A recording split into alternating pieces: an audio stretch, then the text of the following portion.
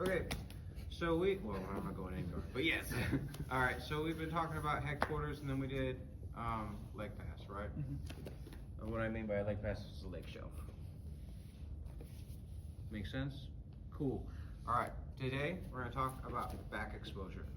Yesterday, I taught a class all about how you cause back exposure, basically from being able to pull, right? Or make this pivot point a point of control, right? So if we were here, right, and he has to turn onto that shoulder, right, what happens, right? Today, we're gonna do something, but all from the hips. Does that make sense? So what we're gonna do is look for back exposure, right? We cause back exposure by rotation. What is right here? Back. How would I get to his back? How do I get to his chest? How do I pass his guard, right? I want to maintain this kind of rotation, right?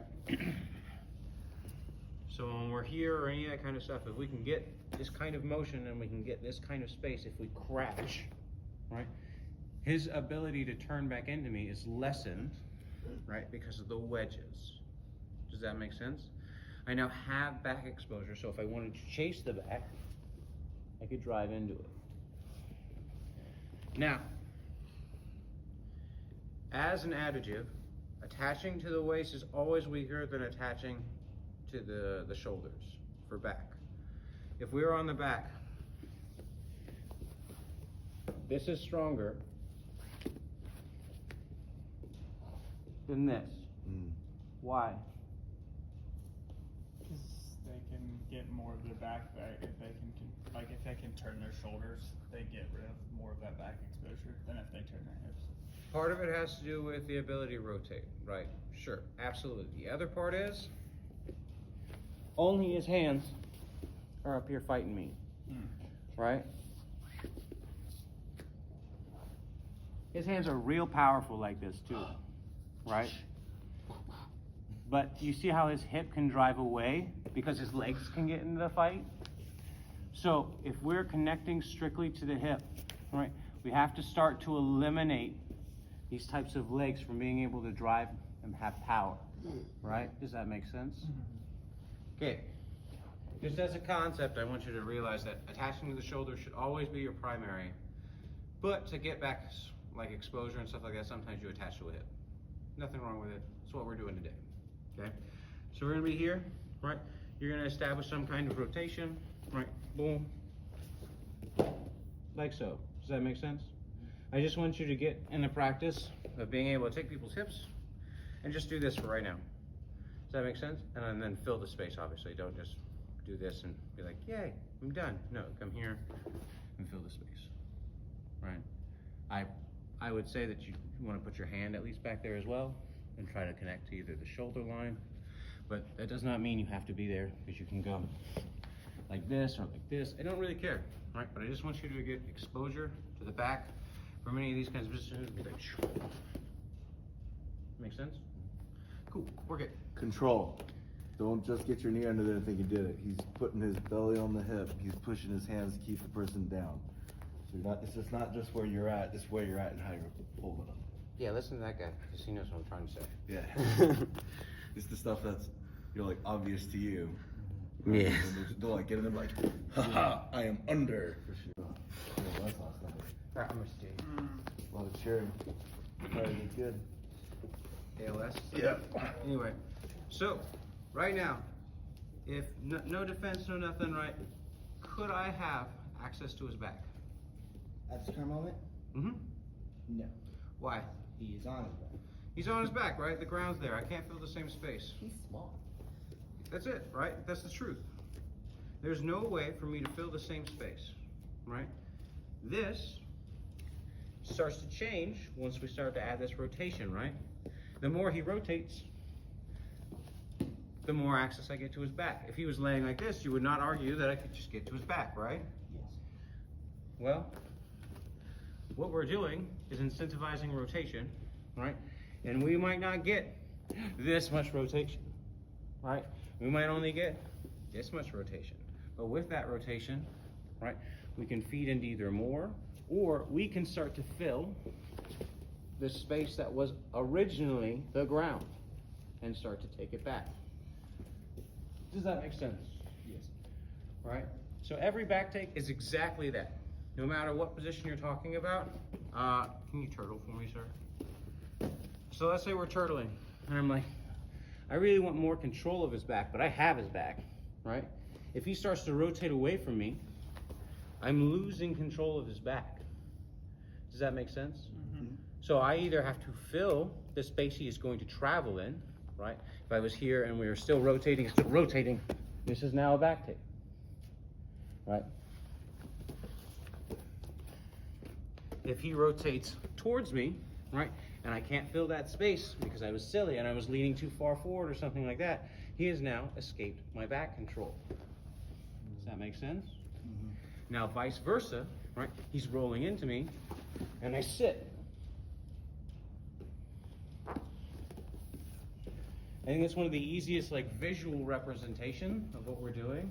Now, realizing that all jiu-jitsu positions are relatively the same, everyone who's defending basically sits like this.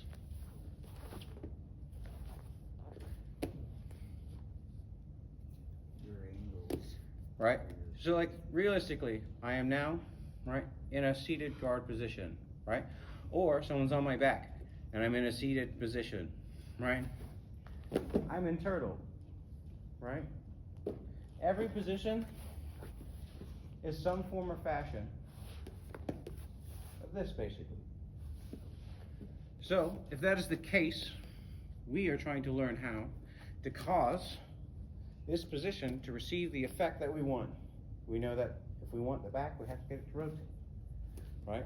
If we were sitting here and there's a person in front of us, right? I should typically, you want to sit up for me, sir? All right. Now, if I want his back, right, would it not be easier to go around versus putting it to the ground? Maybe. Depends how good his feet are in this situation, right? Because if I'm going like this and he says, I don't like this, what's he do? He rotates and causes distance, preventing me from getting to the goal. Does that make sense? Mm-hmm. Right? So every kind of back take or back defense is some combination of this concept. We track it. Cool. All right. Back to what we were originally doing. I'm going to stick it this way. Cool. All right. So we've established that we can rotate them, right? Now I want you to lift them. Right? Does that make sense? If I lift him and we continue going all the way forward, where's his back now? Right? We are going to do some form of rendition of this. Very rarely are you ever going to be able to flip someone over like this. Typically, you get right about there, and they're like, "No, we're not going to do this." Right? So what we're going to do, right, if we were playing, come up, so. All right, and you see I've crashed again, right? Now I can also lift his hips. Back exposure. Make sense? Now, not everyone will like this type of back exposure, but this is back exposure. My hips are underneath his hips, right? Would you argue that I'm underneath his back? Yes. Yes. Right? We can understand that I am now filling the space that his back is trying to fill, right? I am no longer underneath his back, right? As soon as I get his hips up, I am some type of rendition underneath his back. The higher it up it goes, the more I am underneath his back. Oh, I'm so sorry. No worries. Punch him. Yeah, just punch him. Anyway, so you see, the higher I got with his hips, the more I wedged underneath them, the higher I got on his back. Does that make sense? Cool. I want y'all to basically just lift each other's hips and find a point where you can get under someone's hips. And that is what you're going to be doing. How you do it, I don't really care. But this is the goal, right? Is basically get your hips underneath someone's hips. Typically, you'll do this with some kind of leg connection, right? Like a banana split or something, a leg ride. And you see how that has the same effect where I'm rotating him further to cause more back exposure. Does that make sense? Yes, I just caressed him. Thank you. Any questions, comments, concerns? Nothing? Let's get to it. Let's play the game. Don't. All right, perfect. Can't do is take it back. Yeah, just always Yeah. take the back. Duh. What are you talking about? So- Anyway, so when we're like in this kind of position, the space that I need to fill first is actually this side. If I'm going like this, right? You see how my foot's in there? Right, and I'm like, I want to fill this space. Right, the space I have to fill first is this side, right? Because this is the side that's going to go to the ground. This side is not. Does that make sense?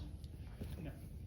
Okay, so whatever side is closest to the ground, right, is the one that I must fill first. Some form or fashion, right? Because if he is able to get his hip to the ground, right, no matter how much I am underneath on one side, he is very powerful here, right? Turn away from me. And, yeah. Turn towards me. I can do everything. Yeah, like he could stand up, he do whatever he wants, right? In this particular case, he is in a position he's not in control. Right, now that I'm underneath the hip, he can try to do those things, but he now has to travel on me, right? Do you see how much that affected that very simple thing? And I'm not doing anything to hold him. I'm just in the space he wants to travel, okay? So, as we are going, if I can get into the space, right, like so, now I can do the capturings and all that kind of stuff, but I cannot let this hip do this, right? If I was doing that, I might as well just be here, Yeah. right?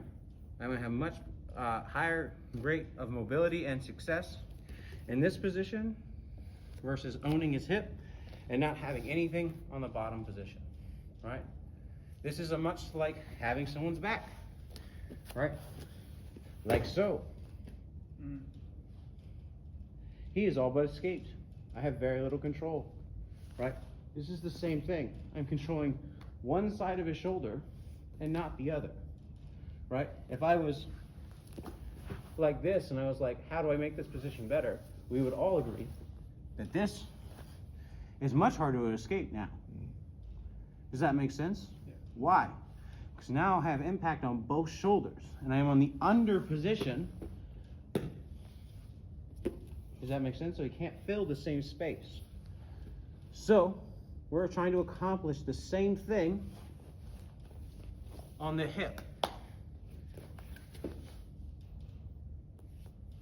Even if I'm just sitting underneath it like this, I have a lot of control over this position, right? I've hooked this, I can build up, right? And I can work.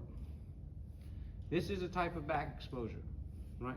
Whether or not I use it to take the back is another matter, right? But this type of hip control, right, will eventually lead me to being able to attack the back. Does that make sense? All right, so we've talked about rotation, right? And now we've talked about getting it under it. When we get under it, we want to make sure we control the bottom positioning. Just how we would do in any type of back take, right? Making sense? All right, I want you all to do it again and establishing the underside position. Make sense? Cool. Go do it.